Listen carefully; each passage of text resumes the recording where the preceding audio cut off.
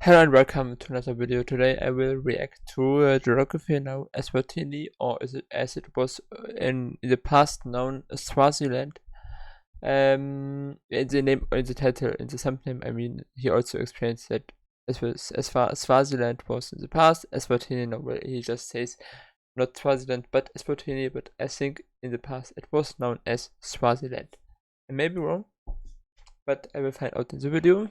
I hope you're all well and feel great. Subscribe to my channel, please.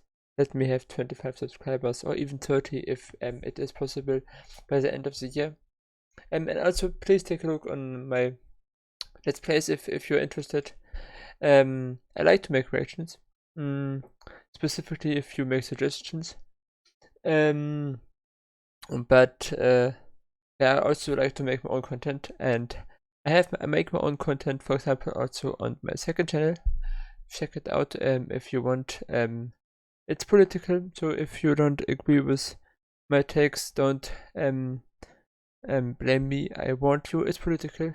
Here it is also fun. My second channel is political. So if you want me to react to something you have in mind, just write it down in the comments. I will do it. Most likely.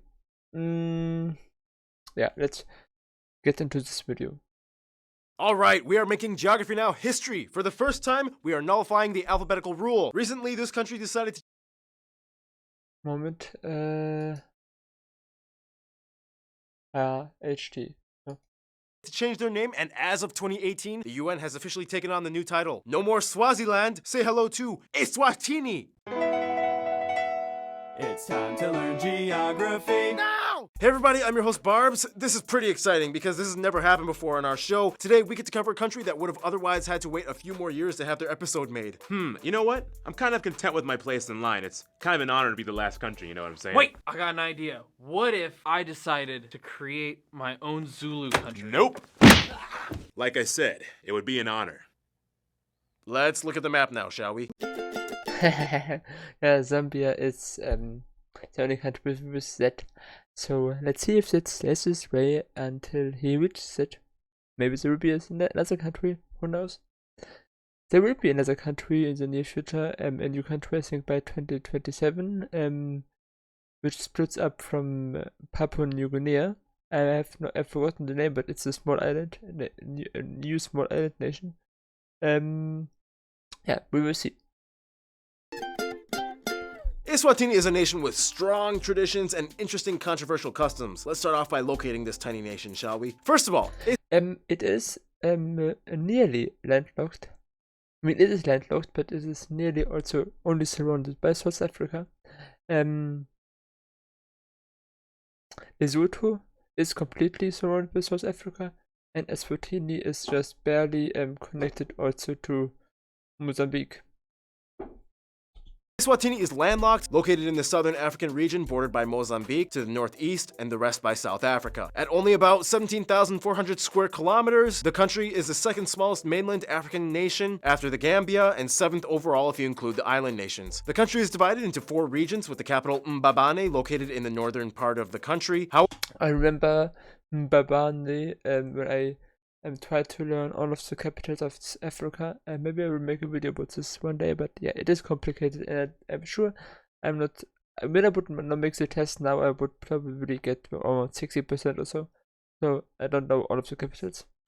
However, traditionally, the city of Lobamba is considered to be the royal and legislative capital of the country where the royal family lives. Yeah, that's right, this is royal territory we're in. We'll talk more about that later. Eswatini has a light semi-continuous dispute with South Africa over the Kangwane areas that are claimed to be historical lands of the kingdom and are today administered by the Mpumalanga province of South Africa. Surprisingly, the capital is not the largest city. That title actually goes to Mazini, a bit further east. And even more interesting, although the country is barely populated with limited space, they still have 2 international airports, King Mswati III International and Matsafa International. Numerous road entrances come in from South Africa, like the main highway, the MR3. It traverses the entire country west to east, eventually ending in Mozambique, which is like their main link to the Indian Ocean, only 48 kilometers at the capital of Mozambique, Maputo. Only 48 kilometers? Yep. So does that mean you could like start in Mozambique, go to Eswatini, and make a quick hook into South Africa all in one day? Yeah, it is kind of possible, but just be mindful of the traffic and when the border actually opens. Whoa. Wow, you could go to like 3 countries in one day. Are you guys up for that? Wait, who are you, by the way? I'm Hannah. Oh, how did you get on the show? Well, I'm a friend of Noah's, and your subscribers said they wanted more females on your show. So this is when she started to be part of the show. I just know later episodes where she was already part of the show, so interesting. So I'm here to fill your quota. Oh, yeah. Can you read the teleprompter good? Yes. All right, you're in. Otherwise, some notable places of interest might include all that royal stuff in Lobamba, the House of Parliament, the House on Fire, the Maguga Dam, the Swazi Cultural Village and Craft Markets, the Manzini Market, the Yebo Art Gallery, the Sugarcane Museum, the Mzimba Trail, the Malalocha Canopy Tour, Somhlolo Stadium, the Eswatini National Museum, Sibebe Rocks. They look really cool, kind of. I don't know, it looks...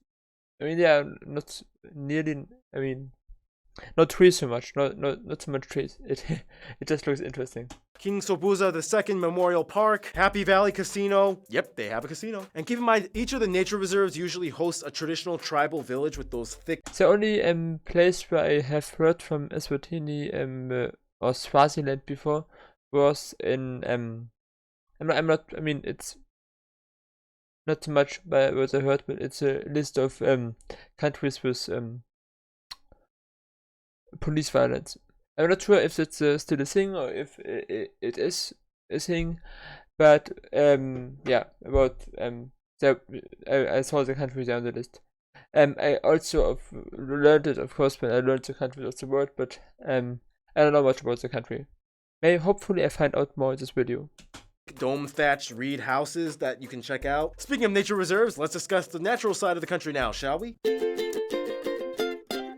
Now, Eswatini may be small, but you'd be surprised at how many diverse physical regions it actually has. First of all, the country is mostly sandwiched between the Lebombo Mountains to the east and the Drakensberg Mountains to the west, where you can find the tallest peak, and Lembe to the north. In between is the Lebombo Valley, the flattest part of the country, where most of the savannas, forests, and farms are found, as well as an abundance of rivers, like the longest one, the Great Usutu River. Some of the rivers are blocked up by dams, like the Komati River, which creates reservoirs, like the largest one in the country, the Maguga Reservoir. Whew, all right, this is about time for my triple shot espresso break. You know what? Noah, get over here. Noah, how would you like to have your own segment in every physical geography section of every episode from now on? You know what? That sounds pretty great to me as long as I'm here to shoot the episodes. It's also interesting that he started to have his show or his part in this from this video on. So I'm down. All right, great. You are officially promoted to geography physical section co-host. All right. Cha-ching. If Noah gets promoted, does that mean I get to be promoted? Ken, just keep rolling. But I've been working for you longer than... Ken! Oh, yeah. Ken, do it, Ken, or you're fired. Ken, I swear. In addition to the mountains and valleys, which, by the way, have a ton of beautiful waterfalls like the... I like it when they sometimes show also the cameraman and so a little bit behind the scene. I heard it in his Patreon. They see more behind the scene. Okay, I became a patron of Second Thought, and maybe I will also one day do it for the geography. Now, I mean, I reacted to a lot of his videos, so it would make sense that I give something back. But yeah, later I will do it maybe one day. I'm better off. one at Montenga. There's over 10 nature reserves, sanctuaries, and the most notable one, the Hlane Royal National Park, known for having the largest population of nesting vultures in the world. You can find the typical species of sub-Saharan Africa, the big five that I already explained in the Malawi episode, and the national animal, the Thompson's gazelle. There's also the Malalocha Reserve, which has some of the oldest mountains on Earth, and supposedly the oldest mine on Earth. Wenya Mine speculated to have been used during the That's funny. Stone Age. Economy-wise, over half of the population either works in agriculture and are subsistence farmers. Surprisingly, they are the 4th largest producer in sugar in Africa, despite the limited land area. They are also famous for producing 2 unique items. Wenya glass, which is often intricately molded by specialists, often to look like animals, and Swazi candles, which usually come in multi-pattern designs, often shaped like animals. Look beautiful, definitive. I would maybe not lit it up because it just looks too beautiful to be used. But yeah. as well. You know, I don't understand candles though. Like if I bought that, I would never light it up and use it. You see, he thinks the same. Why would you melt such a beautiful candle? Would you do it for $6? Get me my blowtorch. Otherwise, food in Eswatini is similar to those of other countries around them. You have dishes like ground maize and bean porridge, pumpkin porridge, dried meat straps, pumpkin leaf, and nut stew. Yeah, pumpkins are kind of a big deal here. Despite having a relatively diversified economy, they do kind of suffer from low production and high unemployment at about 25%, which is actually a drop from the previous 40% in 2006. From 40% to 25 is a positive direction, but yeah, still a lot of unemployment. This is partially because the country faces a high adult mortality rate, which in return affects the labor sector. Eswatini has a lot in its plate. Let's discuss that in Demographics. How much people do I guess they have? 6 million? 10 million? I say 12 million. Awesome, great job, Noah. Follow him on Instagram. Send him fan mail. Thank you. For the record, somebody from Eswatini is called Swazi. I love that word, Swazi. Anyway, the country has about 1.4 million people and nearly Okay, I was much too high with my guess. 12 million, 1.4, okay.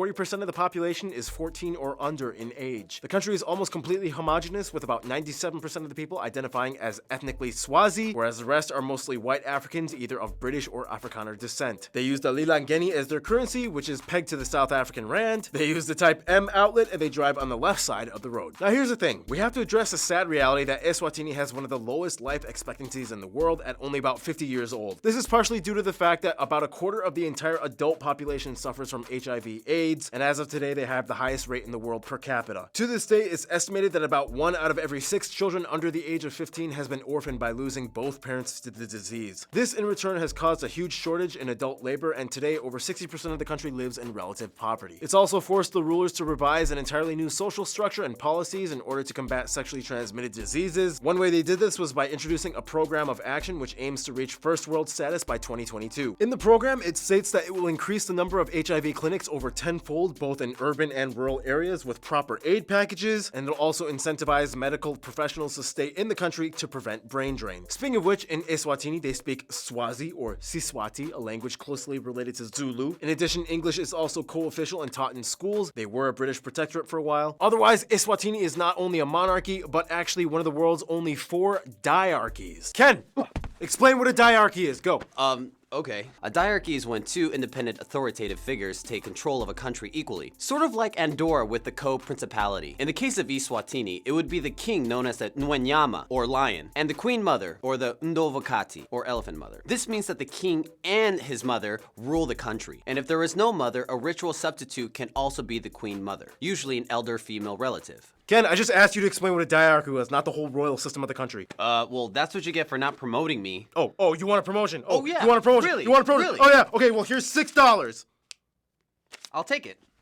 To this day, they are the only absolute diarchy in the world, with virtually all legislative power given to the king and queen mother. Although, yeah, let's be honest, the king kind of does most of the big stuff. There's a lot of other rules too, like the first wife is called the ritual wife, and she isn't allowed to have kids, and there's no firstborn son rule. Technically, any appointed son can become king, but yeah, it's basically the king and his mom. They do have an appointed prime minister and parliament, though. They get voted in for 5-year terms. The majority, at about 83% of the country, identifies as Christian. However, it's There are some weird government systems, like also in Andorra with the president of France and the other person. I forgot his position, but they rule Andorra the same with him and his mother, and so some. I mean, in my opinion, some weird government systems.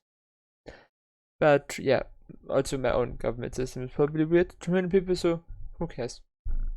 It's a little tricky because, like Haiti, lots of the indigenous beliefs have also sort of syncretized into what is considered mainstream Swazi Christianity. The royal family themselves kind of identify with Christianity, but also follow indigenous beliefs that go against doctrines, such as practicing polygamy. The king is also the center of the Nkwala ceremony, an indigenous religious festival held by special priests known as the Bemanti. Speaking of which, the former king Sopuza II is speculated to have anywhere between 70 to 125 wives. He had over 200 children. He ascended to the throne as king when he was only 4 months old after his father died, and after over 82 years, he is the monarch with the longest verifiable reign recorded ever in history. This means that if Queen Elizabeth lives to be 110 years old, she could beat him in 2035. I think I did the math right. Okay, so 82 years minus her current reign, and then take the age and then add 17 plus the current year. Yeah, 2035, yeah. Going back to the ceremony thing, the most famous festival would probably be the Umhlanga ceremony, or the fertility festival and reed dance ceremony. Now, before I explain exactly what it is, full disclosure, the entire event is performed by bare-chested women. YouTube has stated that its policy is not to restrict nudity in such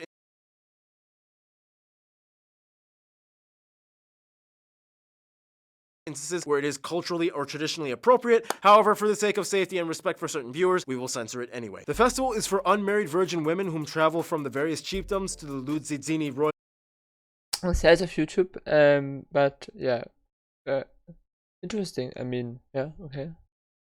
You can see nudity on YouTube, in some places, but of course it is maybe not wanted, but still you can find it. village. Tens of thousands of women show up wearing special sashes, anklets, and skirts as they sing and dance with giant reed stacks which they use to repair holes in the windscreen of the royal village. The official purpose of the annual ceremony is to preserve the women's chastity, provide tribute labor to the Queen Mother, and produce solidarity amongst women throughout working together. Often the royal princesses also... It's interesting. I mean, by the way, here you can see also a breast, so he did not always cover it. Anyway, this doesn't matter. Interesting culture and interesting. I mean, also in one of my videos you can see at some point I see a breast, but I'm not sure. But I mean, why is why it's also a bit weird. In video games, I mentioned this before in the Let's Play. In video games, in some video games at least, you can see breasts, or you can even see naked women. Naked women you can sometimes see. The Witcher, Wild Hunt, also Dragon Age Inquisition, and so you can see sometimes naked women, but never naked men. I think with yeah, how was it?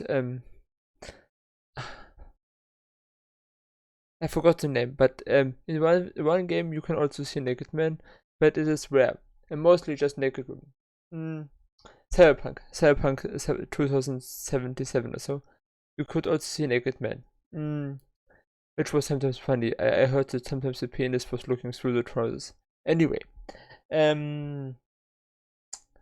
you can see sometimes naked women in video games, but rarely naked men.